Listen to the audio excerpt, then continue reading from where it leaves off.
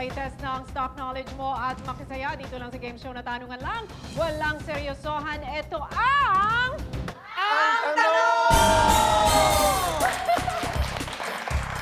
Talagang pag mga nagdadamitan ako ng ganito, parang feeling ko eviction night ang nangyayari.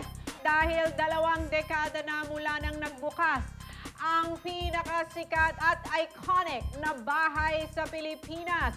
Pero ang tanong natin ngayon, kamusta na nga ba ang mga panganay ni Kuya Leto? Welcome, the PBB Season 1 housemates, Nene Tamayo, Jason Gainza, and Francine Fajardo! Kanina nag-uusap kami, sabi ko, grabe, those were the days. 20 years ago. Dati ganun yun eh. Ako tsaka si Mariel ang susundo sa mga housemates para i-reveal na, magiging housemate ka. Pero since first PBB yun, wala namang nakakaalam ng programa na yun eh. Yes. Alala ko, si Nene sinundo ko sa Green Hills. Saan Sa ka office- nagtatrabaho nun? Sa office namin, sa Atlanta Center. Ano, law firm ba yun? Yes, it's a law firm. Yes, naalala ko pa, it's a law firm. Tapos si Franzen, naalala ko, pumanik ako sa isang bahay, tapos pagbukas ko, Hindi, sinasabi mo muna, Francine, magbayad ka ng utang mo, magbayad ka ng utang mo. Oo, tanda mo. tinatakot kita! Kala ko nga talagang yun, ikaw yung naniningil sa akin, nagtago ako eh. Labas Kaya ako. pala nung binuksan ko, parang nakasiksik silang up. Ibig sabihin talaga may utang kayo nun. Sakto lang. Sakto lang. Cool sila! Kasi gugulatin ko eh. Tapos sabi, para pag nakita nila, tapos tsaka may reveal na housemate na sila. Ang reason usually na nagpi-PBB ngayon, gusto nila mag-artista. Kayong tatlo nung time na yon. Gusto ko ng 1 million. Pera. Sa pera. Ano pera? Totoo yan! Kasi tinanong ko si Jason, Jason, naalala mo ba yung sinagot mo sa akin? Gusto mo manalo ng 1 1 million million. pesos? And? Kasi nangungupahan kami. Oo, sabi mo yon. Eh, kasi nakita ko sa ABS, sabi, gusto mo bang manalo ng 1 million at house and lot? Hindi na raw niya narinig kung ano yung kung ano yung show. Oo, pera na Nung talaga. narinig mo na 1 million and house and lot? Yun, tawag agad ako nun. Paano ka nag-audition? Kasi si Jason, hindi ko nasundo. Tumawag lang ako, tapos yung sa hotel kami, tagatipla ako ng tea, tsaka ng coffee. Yung landline, pag tumawag ka naman nila, may bayad yun. Eh, alam ko yung, pag yung boss ko, alam mo yung password. Nakita ko yung password. May password pala, gano'n. Tawag ako ng tawag. Yun, nag-audition ako, tapos yun, nagdire-diretso na doon. Paano nyo na-meet si Direk Loren? Si Direk Loren, Si Direk Loren yung unang nag-interview sa akin. ano naalala nyo mga tanong sa inyo? Ikaw? Bakit gusto mo mag-artista? Sabi ko, hindi naman po ako gusto mag-artista. Sabi ko, gusto ko lang manalo. Sabi ko ganyan. Tapos sabi sa akin ano yung masasabi mo sa mga lumalabas? Kasi doon may mga scandal dati doon, yung mga ano. Sabi ko, ba't okay na may? Pwede naman kutsarahin, baka umapanis. Sabi mo? Oo. Tapos tawa sila ng tawa. Sabi sa akin ni Direk Loren tsaka ni Tita Elte, babalikan ka na lang namin. Sabi ko, ay, kung ako'y babalikan niyo, alay, ganyan din yung sinasabi sa akin pag ako'y nag-a-apply. Kung ako'y tanggap-tanggap, kung hindi, wag! Hindi na naman! Oo, ganyan. Tapos bumalik ako. Tinawag pa! Ikaw, Nene, ba't ka sumali? Doon din, 1 million. Oh, 1 million cash prize. Kasi ako nag-work na ako noon. So 5:30, nagkakape na ako. Tapos nanonood ako ng morning show ng ABS-CBN. Tapos yung teaser, gusto mo ba makita sa TV ng 100 days? Pero gusto mo ba at mananalo ka ng 1 million? Sabi ko, okay to sige, magta-try nga ako. Doon ko nakita. So Friday yon, that was June 24, 2005. So galing ako sa office, tumakas grabe, ako. naalala mo pa. Yes. Sinong na-meet mo sa audition? Si Direk Loren. Anong tanong niya sa'yo? Basic information lang na anong ginagawa, edad, tsaka trabaho. Pero yung second na VTR, that same day, nung June 24, si Sir Chris Violago yung, Oh my gosh, si Chris. nag-VTR. Pero ang tanong niya sa akin, anong masasabi mo sa mga nagpapa-outs? Kasi ang that time, ang presidente si PGMA. Noong time na yun. So, ang sagot ko naman, sabi ko kahit sino naman pong magaling na presidente sa Pilipinas, lahat tayo palaging may reklamo. Pero ang tanong ko sa mga nagre-reklamo, ano na bang nagawa mo sa mabuti para sa sarili mo? Nagawang mabuti mo sa mga kapatid mo, sa mga anak mo, sa community mo? Maboy sila! Ayun! Sabi ko, kung gano'n, may magagawa ka, reklamo ka. Mga palaban pala to. Anong nagawa mo sa hinamon mo yung writer, si writer, big winner siguro to. Tama nga naman. Kasi naalala mo, nakipag-away ka kay kuya, ayaw mo sunugin yung damit. Naalala niyo ba yung episode na yun? Kaya siya nanalo nun eh. Oo. Hindi daw niya susunugin yung damit ng mga housemates. Oo. Big Four. Kasama ko din siya noon, time na yun, Big Kay Four. Uma, kay Umang Pantalon. Pantalon ni Alam mo si Uma sinundo ko din. Akala ko sinunog mo eh. Hindi, sorry. Pero alam mo, yamiya ako noon. Pagkatapos na yamiya ako sabi ko, bakit ba ako nagagalit? Sabi ko gano'n. Sabi nga nung paglabas ko ng mga staff ng PBB at mga writers, akala namin babasagin mo yung table sa confession room. Wait, sundalo ka ba nun? Hindi, galing ako sa reserve, army. Kasi yun ang naalala ko sa'yo, kaya ka matapang kasi sundalo ka. Oo, hindi, ayoko talaga nang may naaapi. Ayun. Ayun. Kaya big winner. Oo. Oo, big winner siya talaga. Yung palaban at nagpapakatotoo. Eto talaga ako, eto ako. Ang grabe talaga, hindi ko makakalimutan to si Francen. Nung time ng PBB, nag-grocery ako, may lumapit sa akin matanda. Pag si Francen nilabas nyo ng PBB, tandaan nyo yan. Oo. Naalala mo yun? Parang nagagalit ang mga taong wag nyong ilalabas. Pero may nag-message sa email. Alam ko na message sa'yo. Sino? 2366. Oh, yes! Sa pamilya text! Alam mo, ang sabi sa akin, Tony, tandaan mo, may dala kaming kamatis sa eviction night. Pag sinabi mong maiibig si Francen, babatuhin fans ka mo. naming lahat. Babatuhin daw ako ng kamatis. Actually, may kasama ako dito. Yung kasama ko, si Francen talaga yung bet nila. Ayun, Diba? favorite talaga Actually, nila. ang bet ng lahat, ang manalo, ikaw. Oo.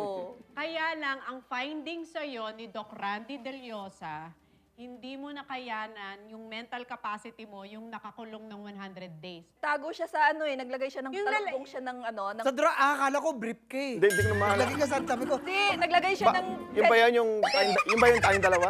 hindi pa. Nagtago ka nagtago sa may talaga. pool. Pinasok mo yung buong katawan mo dun sa parang ano-ano mga poso ba yun? Alala mo yun? Hindi ka nahanap ng camera.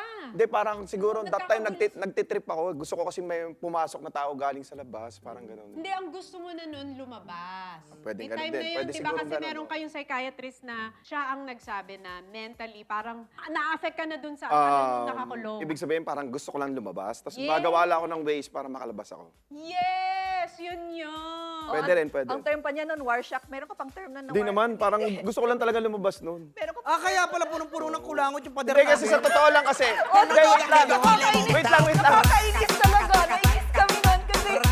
Kasi minsan, di ba, naging emotional kami sa confession room. Tapos hawak-hawak namin yung unan doon. Tapos sinalagyan pala niyo ng kulangot. Bakit mo nilalagyan ng kulangot? Hindi, wait lang. Ganito yung totoong reason noon. Nung time na yun, yung PBB, wala pa siyang bubong eh. Yes. Nakikita namin yung tao sa labas.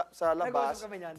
Naliligo kami sa swimming pool, tapos nag-uusap kami ni parang Jason. Sabi sa akin ng mga construction sa taas, yung mga construction worker, Yes, gumagawa kasi ng sa building. building yun, makikita sa baba. Yes, sabi ng mga construction, Francen, gumaganon. Tapos may nambabato sa akin. Pagbato, I love you, Francen. Sabi ko, pare, sikat na tayo. Pwede na akong lumabas. Kikitain ko yung pera dito. Gagawa ko ng paraan para makalabas. Okay na, sa inyo na yan. Alis na lang ako dito. ganun So, yung naman. ginawa. Kayo tatlo, hindi nyo talaga gusto mag-artista. Nagkataon lang dahil sobrang natural na nakakatawa ka, naging comedian ka. Tsaka Hank. Hank. Kaya ba hanggat dito yung t-shirt mo? Baka mag-Viva Max nga. Pero si Francen nag-try for a while sa showbiz, di ba? Yeah, Yes. Pero parang ang puso mo talaga, kasi ngayon puro businesses na Yes. ang pinagkakaabalahan. Meron na akong mga branches ng salon sa Megawan tsaka sa Marilao. Yun, Shoutout mo naman. okay. Para sa mga kababayan ko dyan sa Marilao, Bulacan, kung gusto nyo magpaganda ng buhok, magpaganda kayo, mag-relax, punta lang kayo sa Bebe Lab Salon. Meron tayong branches sa lahat. Marilao, may kawayan, 10 branches po tayo ngayon. Level up. At saka mag-guard pala Yes. asawa ko pag hindi ko raw siya binati kasi gusto niya pumunta rin. Batiin mo. Mabatiin ko rin po, okay lang. Ng Sige, happy okay. birthday. Level up. Hi baby ko, I love you. Yan, binati ka na, Sharina.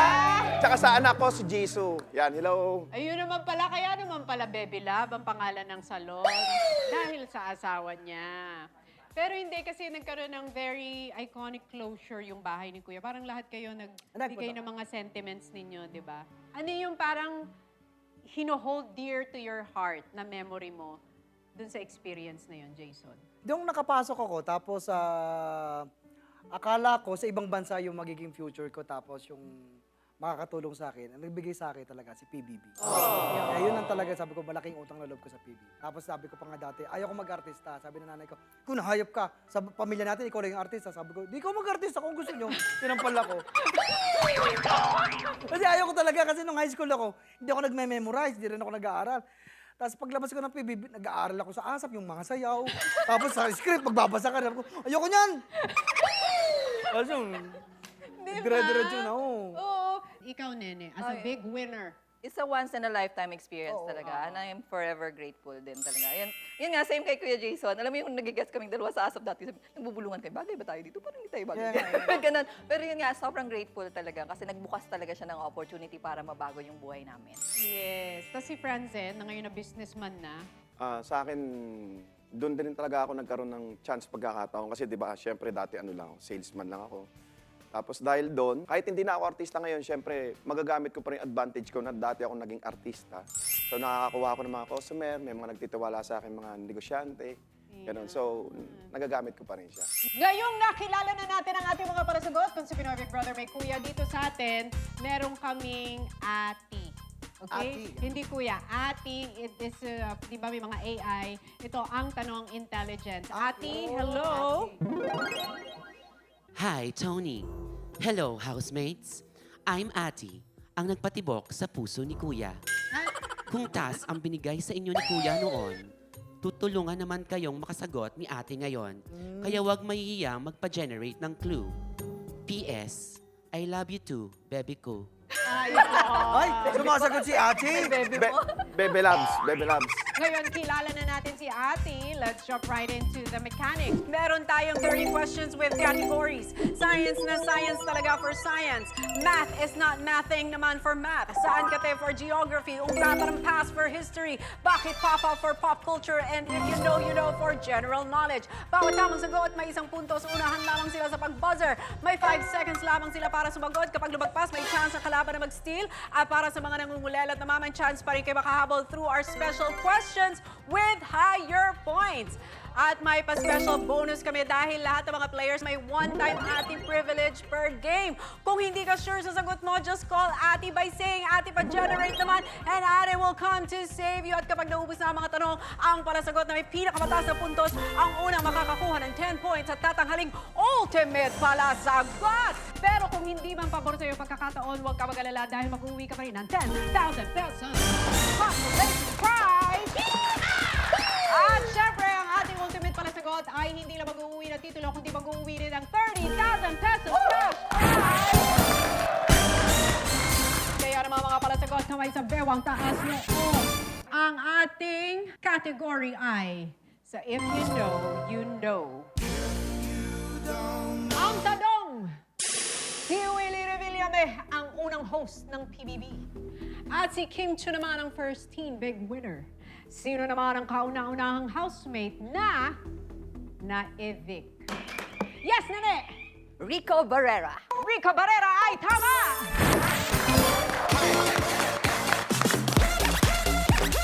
Kamay sa bewang taas noo. Ang category sa If You Know, You Know.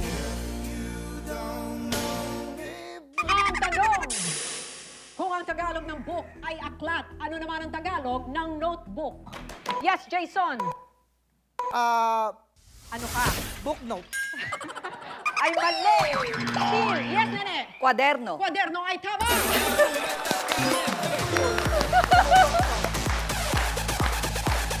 Kamay sa bewang taas noo, ang category natin sa science na science talaga.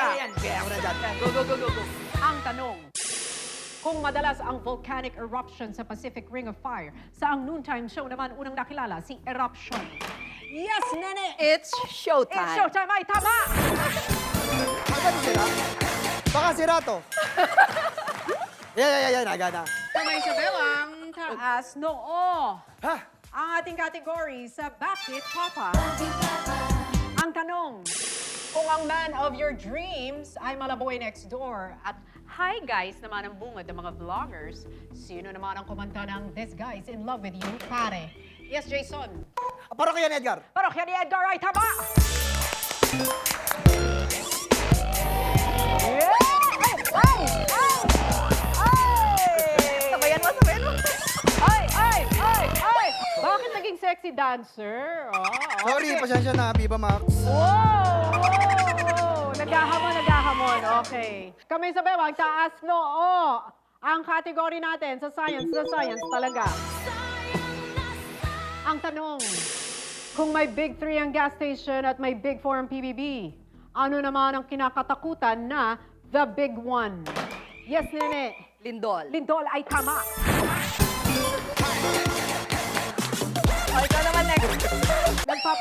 magpapatunay si Nene. Score recap nga tayo, Ati. Score recap. Jason, 1 point. Nene, 4 points. Francen, 0. PS. Baby ko, habol ka. Medyo mabait to si Ate ha. Yes! Okay, kamay sa bewang taas noo. Ang category sa If You Know, You Know. Ang tanong, fish ball, squid ball, chicken ball. Ilan lang yan sa masarap na tusok-tusok. Ano naman ang tinutusok ng mga mangkukulam? Yes, Jason. Ano ka? Manika.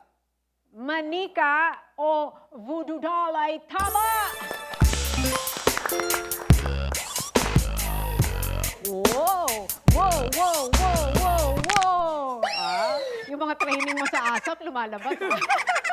Pag dito, gano'n na talaga yung gano'n. Mga pop locking. Oo, hindi pwede madami. Oo. Kasi may tutunog eh. Ayan. Tapos Cairo. Ayan. Masahin ang katapat. Okay, kamay sa bewang taas noo. Ang ating category sa science na science talaga. Ang tanong, kung alopecia ay medical term for hair loss, ano naman ang alopihan? Yes, Jason! Centipedes. Centipede ay tama!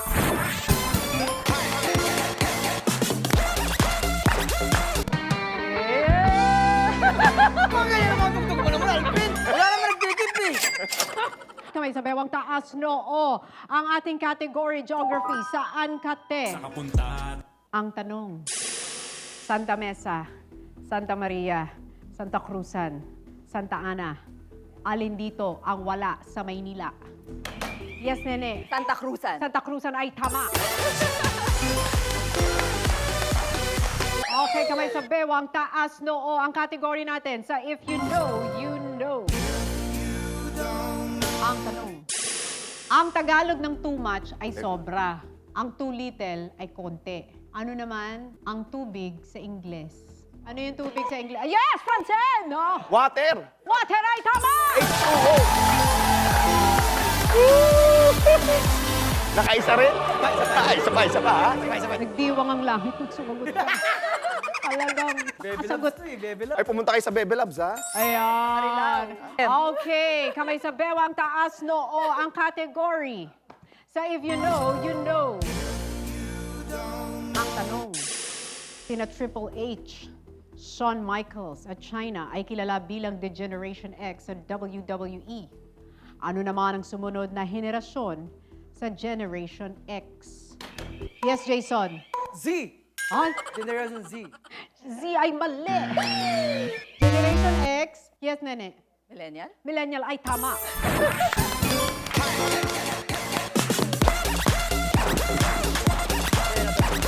Kami sa bewang taas, no. Ang category sa If You Know, You Know. Ang tanong, munggo, ube, baka, baboy. Alin dito ang hindi ginagawang hopya? Yes, Jason. Baka. Baka ay tama.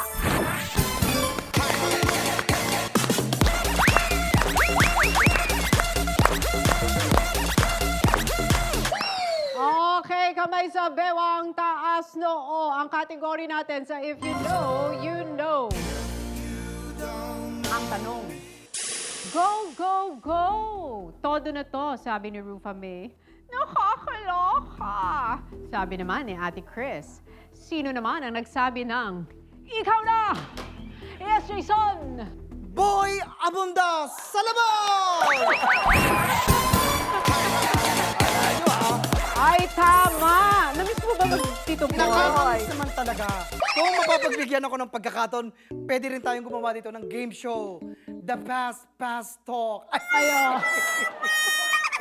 Okay, kamay sa bewang taas noo ang category natin. Sa saan ka te? Sa kapuntahan. Ang tanong, kung ang wallpaper ay nasa phone mo at walwalang tawag kapag malalasing ka, anong bansa naman ang may Great Wall? Yes, Nene. China! China ay tama! Bilis ako ni Nene. Alright, kami sa bewang taas noo. Ang category natin sa Bakit Pa? Ang tanong, kung ang bus ay may konduktor at ang jeep ay may barker, Saan naman nakilala? Si banker. Yes, nene. Deal or no deal? Deal or no deal ay tama!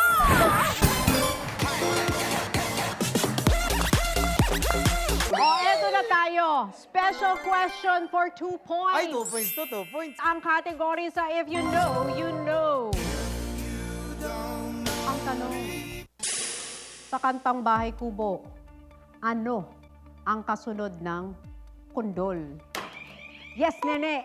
Patola. Patola ay tama.